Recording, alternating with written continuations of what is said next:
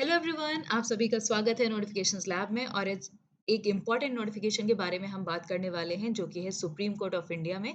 वैसे तो आप सभी जानते हैं कि सुप्रीम कोर्ट ऑफ इंडिया में सबसे ज़्यादा काम तो लॉयर्स का होता है, लेकिन यस लॉयर्स के अलावा भी यहाँ पे जो है बहुत सारी वैकेंसीज आती रहती है क्योंकि एक सपोर्ट स्टाफ की ज़रूरत होती है जो सुप्रीम कोर्ट ऑफ इंडिया की पूरी वर्किंग को हैंडल करती है। तो ये जो नोटिफिकेशन आया है ये आया है 3 दिसंबर को, नोटिफाई किया गया है सुप्रीम कोर्ट ऑफ इंडिया के ऑफिशियल वेबसाइट पे। तो ये बिल्कुल ही ऑफिशियल और ऑथेंटिक नोटिफिकेशन है। चलो देखते हैं नोटिफिकेशन क्या है। सबसे पहली चीज़ जो इन्विटेशंस है, मतलब ये इनवाइट किया गया है सारे इंडियंस से। अगर आप कंडीशंस फुलफिल करते हैं यानी जो भी आपकी क्वालिफिकेशंस है, योग्यता है, अगर आप 31 दिसंबर तक उसको कंप्लीट करते हैं, 31 दिसंबर तक आपके पास ये क्वालिफिकेशंस यानी योग्यता, फॉर एग्जाम्पल अगर ग्रेजुएशन चाहिए तो ग्रेजुएशन है तो आप इस फॉर्म को अप्लाई कर सकते हैं।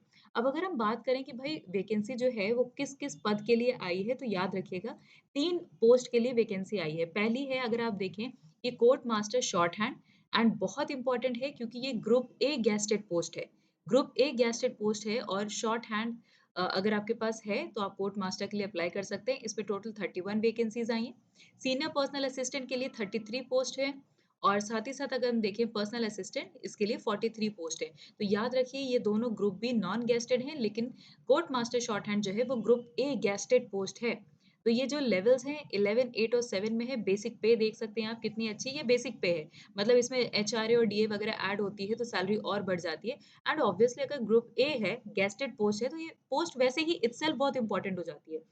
तो आप देख सकते हैं कि 31 पोस्ट किसकी है, कोर्ट मास्टर की है 31।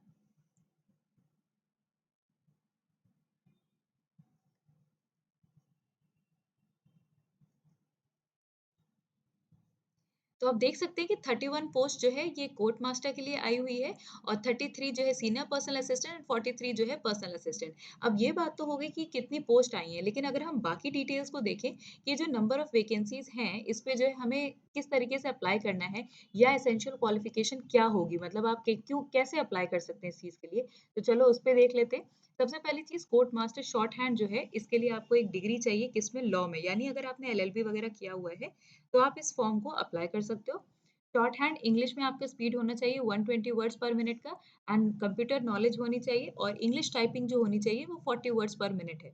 इसी के साथ-साथ जो मेन इम्पोर्टेंट बात है वो कि आपका मिनिमम 5 इयर्स का रेगुलर सर्विस में एक्सपीरियंस होना चाहिए। अब ये सर्विस आपकी एज़ अ प्राइवेट सेक्रेटरी हो सकती है, सीनियर पीए, सीनियर स्टेनो, किसी भी गवर्नमेंट या पीएसयू या स्टैट्यूटरी बॉडीज़ में। यानी मेनली इसमें रिक्वायर्ड है कि अगर आप पहले से काम कर रहे हैं तो आपके पास 5 इयर्स का एक्सपीरियंस होना चाहिए। ठीक है? एलएलबी के साथ अगर 5 इयर्स का एक्सपीरियंस है तो आप इसको अप्लाई कर सकते हैं।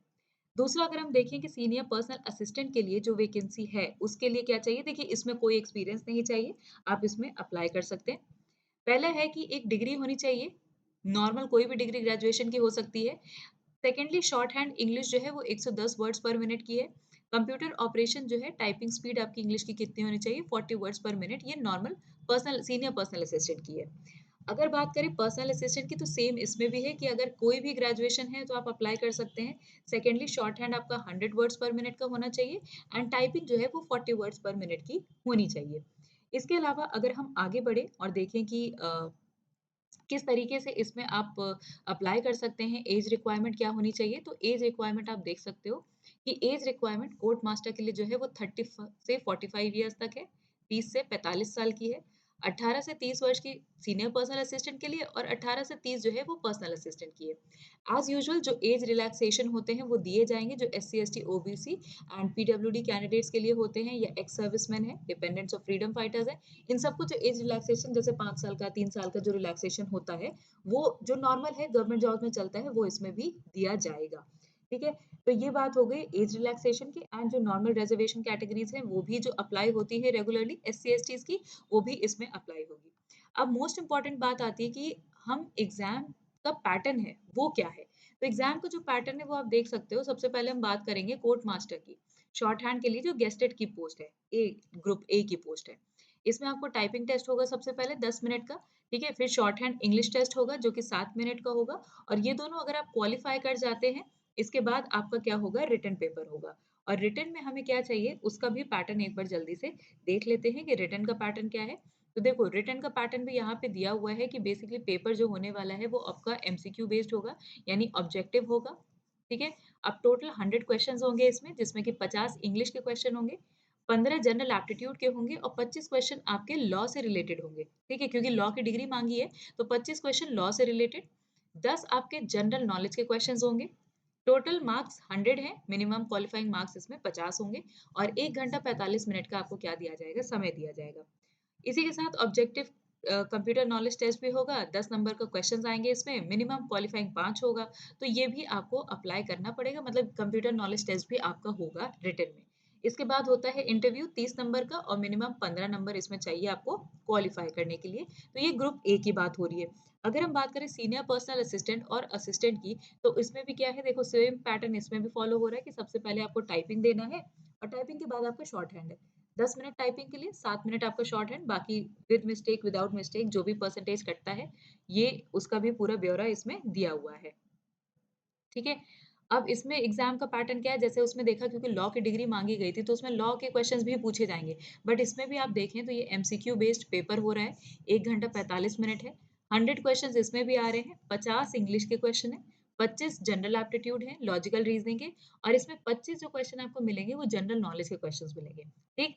Same pattern 100 question, minimum marks 50 चाहिए। ऑब्जेक्टिव टाइप कंप्यूटर टेस्ट भी होगा 10 नंबर का है और मिनिमम 5 नंबर क्वालिफाइंग है। फिर आपका इंटरव्यू है 30 नंबर का, इसमें से 15 नंबर क्वालिफाइंग होंगे तो इंटरव्यू है। ये बात हो गई सीनियर पर्सनल असिस्टेंट यानी जो सेकंड वाली वैकेंसी आई थी ग्रुप बी की। तीसरे में भी आप देख सकते हो सेम पैटर्न फॉलो किया गया है, टाइपिंग टेस्ट है 10 मिनट का और 7 मिनट का शॉर्ट हैंड है आपका। उसके बाद जो इसमें भी पैटर्न फॉलो किया गया है रिटन का वो सेम है।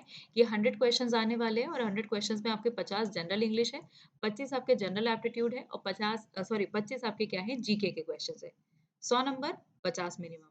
1 घंटा 45 मिनट यानी ये सीनियर पर्सनल असिस्टेंट और परसिस्टेंट क्या है, सेम पैटर्न पे फॉलो कर रहे हैं। सेम इंटरव्यू मार्क्स भी हैं और अगर आप ये क्वालीफाई कर जाते हो तो ऑब्वियसली आपकी फाइनल जॉब लग जाती है। अब ये सब तो ठीक है लेकिन आपको मैं ये भी बता दूँ कि भाई ये फॉर्म कितने का भरना है, तो फॉर्म भी तो इम्पोर्टेंट है कि अगर वैकेंसी आई है तो फॉर्म हमें कितने का भरना है। तो देखिए 1000 रुपए इसकी फीस है जनरल ओबीसी कैंडिडेट के लिए और 250 रुपए इसकी फीस है एससी, एसटी, एक्स सर्विसमैन और पीएच कैंडिडेट्स के लिए या जो भी डिपेंडेंट्स और फ्रीडम फाइटर्स हैं उनके लिए। प्लस बैंक चार्जेस भी लगेंगे अगर आप ऑनलाइन मोड पे पेमेंट कर रहे हैं एंड सिर्फ ऑनलाइन मोड में ही पेमेंट होगा। तो इसका मतलब 1000 plus something and 250 plus something आपकी क्या होने वाली है इसकी फीस होने वाली है। ऑनलाइन रजिस्ट्रेशन आपके स्टार्ट हो जाएँगे 4/12 से यानी 4 दिसंबर से ये शुरू हो जाएँगे कब? शाम में 4 बजे से और उसी के साथ आप देखें 25/12 यानी 25 दिसंबर को आखिरी डेट है 23:55 तक। तो प्लीज़ लास्ट डेट का इस्तेमाल मत करिएगा कि लास्ट डेट तक हम वेट करें और तब फॉर्म भरें। जल्दी से जल्दी फॉर्म जैसे ही स्टार्ट हो जाए 4/12 को अगर आप एलिजिबल हैं तो इस फॉर्म को ज़रूर अप्लाई करें। आई होप ये वैकेंसी आपको समझ में आई होगी, पूरा वीडियोस अच्छे से समझ में आया होगा। कोई भी डाउट, कोई भी क्वेश्चन है वो आप हमसे कमेंट सेक्शन में पूछ सकते हैं। आप सभी से रिक्वेस्ट रहेगी अगर सेशन पसंद आया तो सेशन को ज़रूर आप लोग लाइक, शेयर करें और हमारे चैनल को फटाफट सब्सक्राइब भी कर लें। Thank you very much. मिलते हैं आपसे बहुत जल्दी एक इम्पोर्टेंट नोटिफिकेशन में। Bye bye everyone. Take care.